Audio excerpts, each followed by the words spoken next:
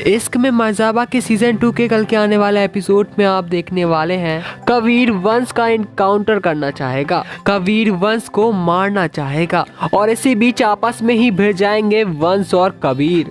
और फिर गुस्से में आकर कबीर कहेगा कि तुम्हें गोली मारने का बहुत शौक है, तो एक गोली मेरी तरफ से तुम खाओ। तो वंश कबीर से कहेगा मेरे दुश्मनों में इतना दम ही नहीं कि कोई उसका कुछ बिगाड़ पाए, वो तो मेरे अपने थे जो दगा दे गए।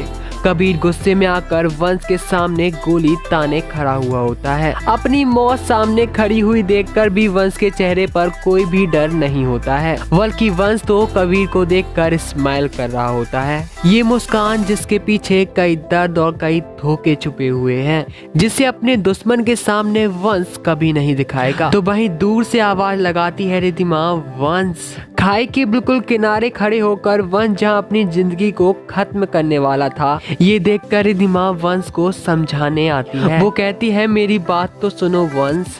और वहाँ रिद्धिमा को देखकर वंश को सिर्फ उसका धोखा याद आता है। वो कहता है तुम्हारे आग के दरिये में मुझे डूब जाना होगा। और जाते जाते वंश रिद्धिमा से कह जाता है तेरे इश्क में मर जावा।